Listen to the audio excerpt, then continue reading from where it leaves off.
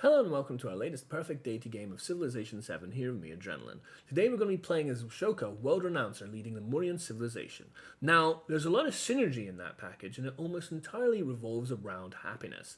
With the Nagarika unique settler, you can get +2 happiness in each settlement. Also, if you build the special district quarter Mafa, you with the Dharamsala and the Vihaya districts, respectively, in the same tile, you can get a lot of base happiness, +3 each for each district, and also +10% in that settlement. Now, we're going to be needing a lot of that happiness because in our last game, with Pachacutie leading the Mayan, we got to show off all the benefits that came from having our own region of territory, of map to exploit and take advantage of. But in this game, we're not surrounded by only one, but 4 other civilizations right off the bat. They're only a hop, skip, and a jump away, like more than 10 tiles. If we settle anywhere else outside of our cap, we're already incurring their wrath of being too close to them. So it's inevitable that war will break out. In this game, we will show how influence can help give us a variety of advantages militaristically, not only with war support, but also with acquiring our city-state units that we befriend and soothe. So once again, it's turn 1. We need to think about what is in our immediate vicinity and how we're going to progress this game. So the main thing I try to think about, aside from, fresh water and resources, is where am I going to build those 7 wonders? Remember, we need at least 7 to get the culture legacy path complete. In my mostly cap, if not maybe 1 in a secondary city will have to be, because usually you need a second city anyway to house the academy so that you can have enough slots for great work. So usually you're going for 2 cities, Carthage aside, of course. So here we have quite an interesting array of land. We have a nice set of resources, including gold, which we really don't want to lose out on. As well as iron and empire resources, quite a few empire resources over here. And then kaolin for the food to grow.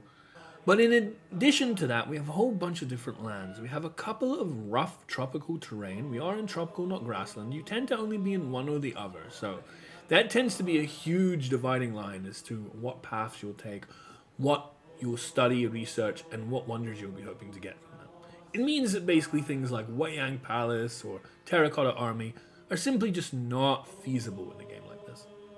Also, I never really see tropical and grassland tiles kind of mixed. Usually if you're in tropical, grassland is a considerable distance away. So again, you just kind of have to forget about the grassland wonders. It obviously restricts how many wonders you're planning to build. But we have coast, so we can definitely consider a couple of the coastal wonders like Hamang Amawi, I believe that's how you pronounce it.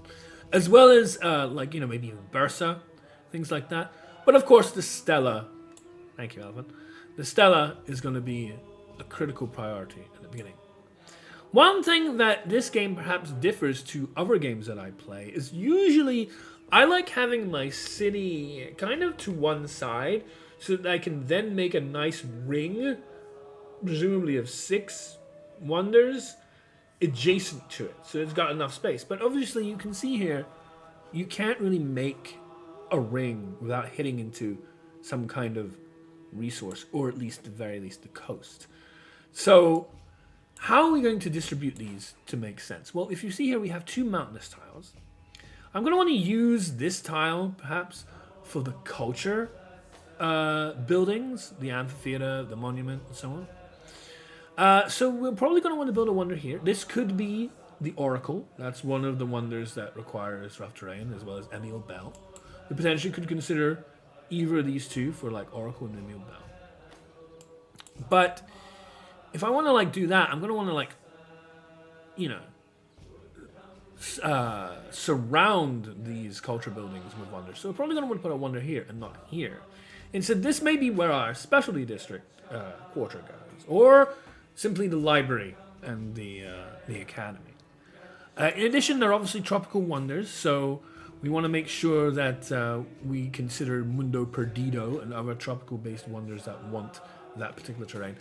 Flat is important, of course, because we want the Stella. So I do think that our main ring, which will include the palace, the city center, will be around here. It will give us access to 2 coastal tiles. This will be, like I say, for Bursa, Hamangamangi sort of like deal.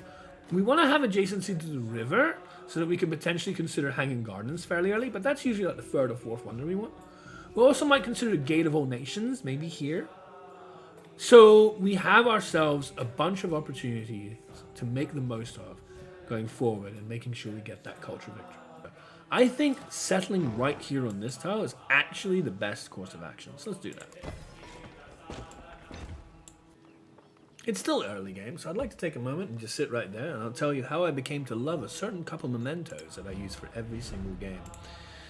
And they are the following. She says necklace and bifocals. Gain 100 influence when you become a suzerain of a city-state, and gain 50 influence after researching attack or civic mastery. I think we all know that befriending city-states, especially if you wish to incorporate them later, is an incredibly beneficial thing for you to do, not only in the immediate future, but also by the end of the game. Because that allows you to get closer to your Pax and Pretoria and other landmarks or making sure that you have a sizable empire, but also in the meantime it gives you a bunch of different bonuses, whether it be technologies or certain yields or whatever it may be. So I very much focus around influence, and you get bifocals, I believe, by playing with Ada Lovelace. I'm pretty sure that's what unlocked it for me. The Shisa necklace, I'm not sure if it's just a general level experience thing as a player. It's fairly early. I highly recommend both of these. I know other people like playing Partaker's Backpack or taking some other things for like trade route range, but especially when they change the trade route range so that you can use the trade specialization on towns to increase the Empire's total trade route range, I don't feel those to be as necessary. These will be invaluable for us going forward because not only will we find city-states, but we will also be coming across a variety of other civilizations, and we're going to need to be able to defend ourselves against the civilizations. And I will hope to demonstrate a whole manner of ways that influence can help with our city-state friends defend and even more attack our neighbors for our own benefit. We now have found ourselves not only one but 2 other people at the same time. Benjamin Franklin and Xerxes both have a scout. It's like a scout meeting going on here. I don't know what's going on. Everybody's sitting around this area. Let's have a look and talk to them, yeah? Greetings. I am Benjamin Franklin, doctor, scientist, writer, and full of advice, whether you will listen or not. All right. Well, he certainly has a lot to say. If we choose this, Benjamin Franklin's capital of Roma will be revealed. So I don't know about our own, but let's get some more information and try to start on a positive foot with everyone we have.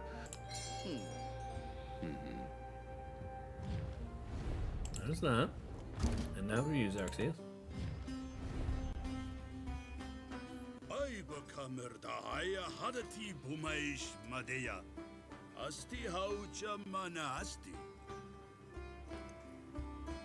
Anyway, neither capital will be revealed, so presumably that means they're further away, I guess. Okay, fair enough. Remember that for later.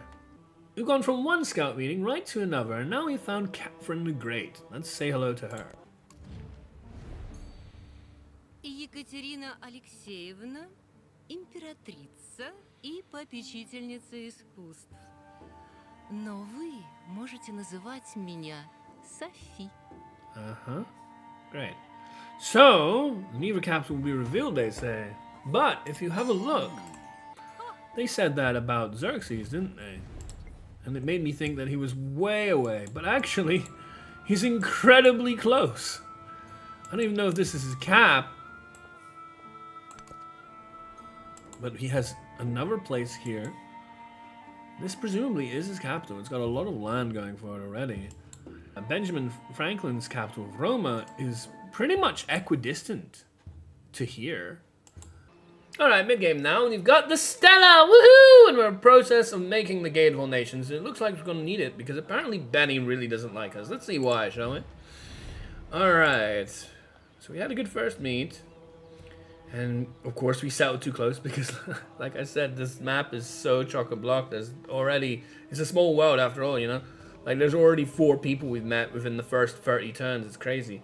And the leader agenda, which is interesting. When the race becomes seriously state, I mean, that is what we do. Endeavor of another leader, sure. So, what is his agenda? Civic virtue. Doubles relationship gains with leaders that share a government type with him. Doubles relationship losses with those that don't share a government type with him. But our government type, as far as I know, is despotism, which is plus 20 science. Well, that's not very like you, is it, Benjamin?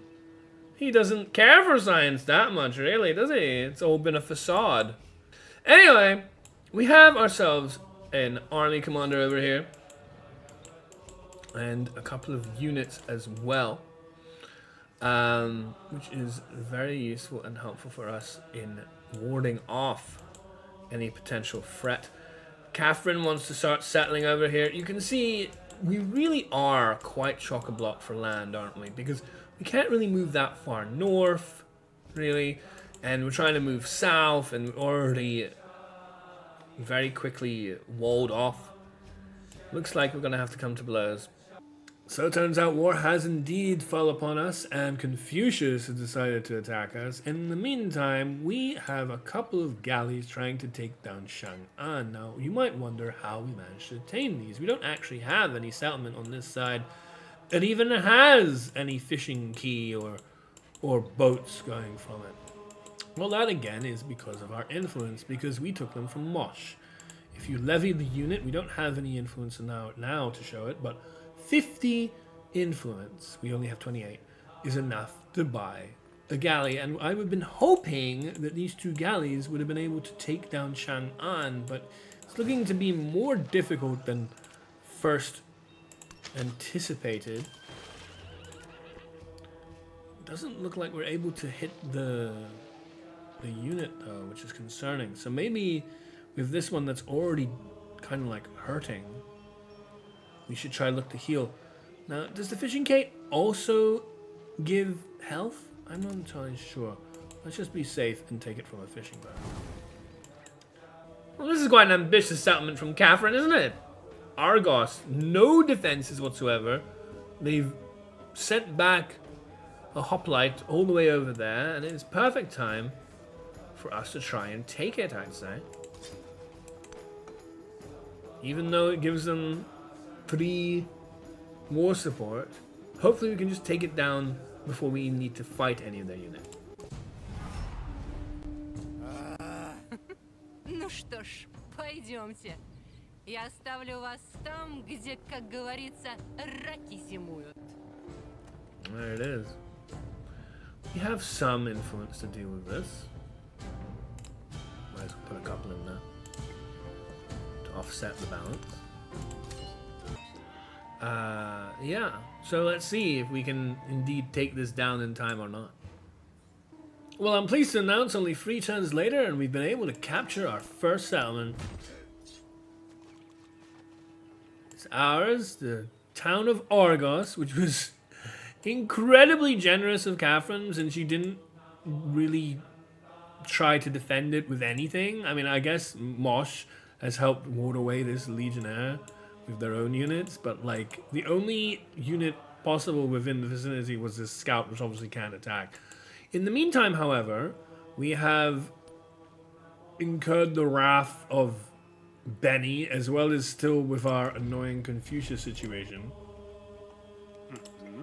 We can generate peace with him right now, but we don't gain anything out of it. Unfortunately, we just never could actually take out Chang'an. For a variety of reasons. They keep summoning these specialist Chuko Nu ranged attackers, which are killing our ships. They have 2 of them full health right now.